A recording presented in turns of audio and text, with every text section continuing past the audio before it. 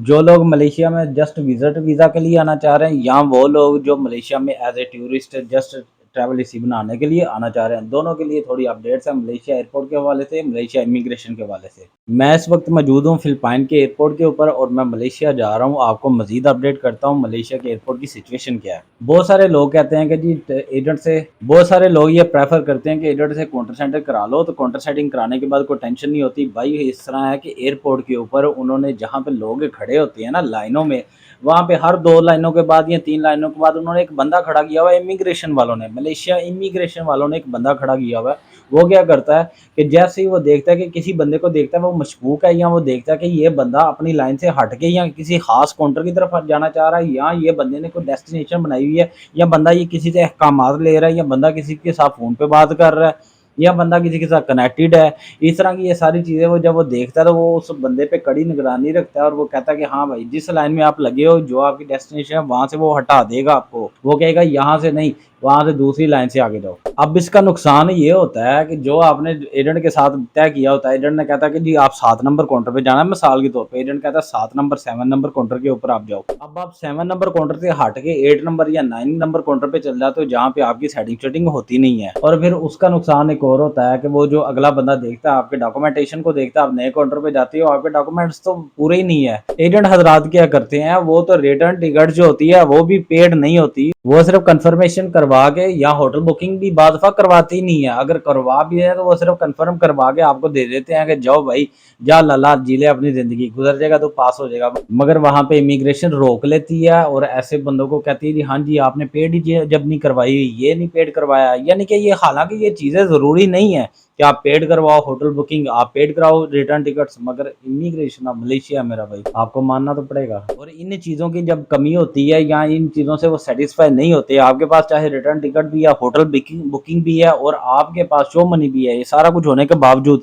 वो आपसे मुतमिन नहीं होते, वो आपको डिपोर्ट कर देते हैं। इससे पहले ये हो रहा था कि 2 मंथ पहले आप चले जाओ कि जहाज़ों के जहाज डिपोर्ट हो रहे थे, मैं बता रहा था, मैं भी रिपोर्ट कर रहा था, आज इतने 100 बंदे डिपोर्ट हो गए हैं, पाकिस्तान के इतने 100 बंदे, बांग्लादेश के, इंडिया के, नेपाल के, मैं बता रहा था कि भाई इतने इतने 100 बंदे डिपोर्ट हो रहे हैं जो कि विजिट वीज़ा पे आ रहे हैं। मगर अब 2 लोग कम डिपोर्ट हो रहे हैं, उसकी वजह यह है कि वो कम लोग इस तरह कर रहे हैं, कम लोग आ रहे हैं। यहाँ पे एक और मैं पॉइंट की बात बता दूं, बहुत सारे लोग कहते हैं कि हम हथियाई बॉर्डर से चले जाएंगे, यानी कि थाईलैंड के बॉर्डर से चल जाएंगे मलेशिया के अंदर। तो मेरा भाई जो हथियाई का चेक पॉइंट है ना, जो थाईलैंड का चेक पॉइंट है, जो मलेशिया के साथ लगता है, बाय बस या बाय रोड आप जाते हो वहां से, या ट्रेन के जरिए वहां पे जाते हो, वहां पे ज्यादातर लोगों को डिपोर्ट कर दिया जाता है, नहीं एंट्री दी जाती, और सिर्फ वो लोग जिनके पास परमिट है, मलेशियन है या किसी और बड़े कंट्रीज के हैं, वो लोग एंट्री मार लेते हैं। तो लिहाजा अगर आपने मलेशियन लीगल तौर पे आना है तो आप, बेहतरीन तरीका यही है कि आप एयरपोर्ट के जरिए आओ, हथियाई से कम चांसेस हैं। उसकी वजह यह है कि बहुत सारे लोगों की ट्रैवल हिस्ट्रियाँ, छोटी छोटी ट्रैवल हिस्ट्रियाँ होती है, 2-3 कंट्रीज, 2 कंट्रीज, 1-2 कंट्रीज, और वो मलेशिया एंट्री मारने की कोशिश करते हैं। अब वो मलेशिया वो सिचुएशन नहीं है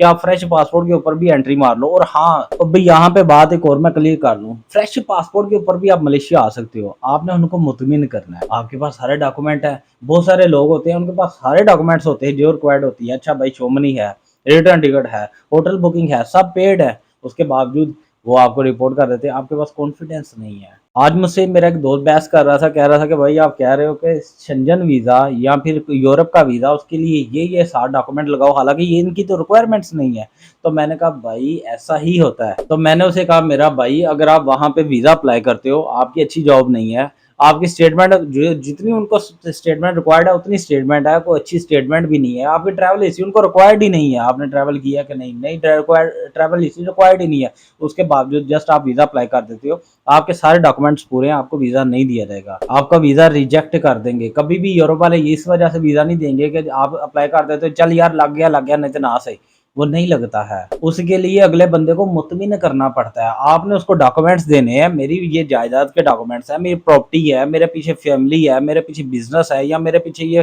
टाइज है मेरे कंट्रीज के साथ, मिसाल के तौर पे आप वहाँ पे जॉब करते हो, अच्छी जॉब है आपके पास, आपकी टाइज है उस कंट्री के साथ जुड़ी हुई है, आप बता सकते हो कि यार ये मेरा सारा कुछ है पीछे, इन्हों मैं छड़ के तो नहीं ना जाना, मैंने इधर वापस आना ही आना है। तो इस वजह से अगला बंदा समझ जाता है हाँ भाई ठीक है, इस बंदे ने वापस आना ही आना है, ये बंदे की इतनी टाइज यहाँ पे है, या बंदे के पीछे इतना बैकअप है, इसको छोड़ के तो ना जा सकता। इसी तरह जब इमिग्रेशन ऑफिसर के सामने आपने जाना है तो आपकी रिक्वायरमेंट तो पूरी है, उसके बावजूद आपने उसको मुतमिन करना है, मैं यहाँ पे आया हूँ, मैंने इस कंट्री आपके कंट्री में यहाँ फला फला जगह जाना है, मेरा होटल फला जगह पे है, ये मेरा होटल का नाम है और यहाँ से इतनी दूर मेरा होटल है और उधर से मैं ये चीज़ें देखने जाऊँगा और मैं वापस चल जाऊँगा। मेरा यहाँ पे पाकिस्तान में ये या इंडिया में या बांग्लादेश जिस कंट्री से आप आए हो, मेरा वहाँ पे ये काम है इसलिए मैं वापस चल जाऊँगा। तो भाई बात सारी मुतमिन करने की है। पंजाब में लड़की का रिश्ता लेने जाए ना तो वो कहते हैं कि जी तुसी सानू कुड़ी दे दो, असी ताड़ी कुड़ी नू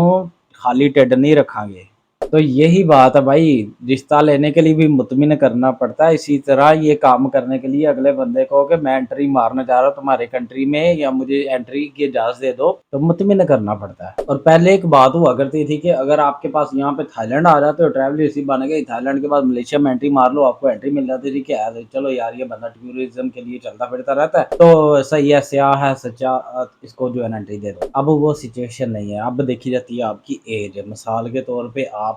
ये 60+ है, 60 है या अब समझ आ रही कि यार ये बंदा बुजुर्ग है, इसने कौन सा वहां पे जाके काम शाम करना है, कौन सी वहां पे जाके नौकरी शोकरी करनी है, तो इसको एंट्री दो। इस तरह के बंदा फ्रेश पासपोर्ट के ऊपर भी एंट्री मिल जाती है मेरा भाई। इस तरह के बंदे को यूरोप और कनाडा अमेरिका के भी वीजे मिल जाते हैं अगर डॉक्यूमेंट्स पूरे हों तो। और अगर आप चीसे बच्चे हो, जवान हो, छोटी उम्र है और आप चाह रहे हो कि मलेशिया के अंदर यार थाईलैंड चला जाओ, वहां से ट्रैवल इसी भी बन देगी, वहां से एंट्री मार दे तो मलेशिया के अंदर तो एंट्री नहीं मिलती, सच्ची बात है। उसके लिए एंट्री मारने के लिए आपको 3-4 कंट्रीज की ट्रैवल हिस्ट्री बनानी पड़ेगी, फिर आप एंट्री मारो, आपको एंट्री भी मिलेगी। बस ये है कि जब भी आना हो जज्बे के साथ आओ, जोश के साथ आओ। वो बचपन में वो लड़ाइयाँ हुआ करती थी ना स्कूलों में, वो कॉलेजों में, वो बड़ा तैयार होते थे भाई तू भी आ जा, उन्होंने भी कह देना तू भी आ जा, तू भी आ जा, फलाने दी फलाने नाल फलाने ग्रुप ना साड़ी लड़ाई होगी। लेकिन जोश होता था, जज्बा होता था। बस वही चीज़ लेके आओ, यानी कि सारे डॉक्यूमेंटेशन खुद तैयार करो, खुद सारे डॉक्यूमेंट्स क्लियर करो। अच्छा ये भी है मेरे पास, ये भी है, ये भी है, ये भी है, ये सारी चीज़ें, कुछ चीज़ रह ना दे। और जब वीज़ा ऑफिसर के सामने वहाँ पे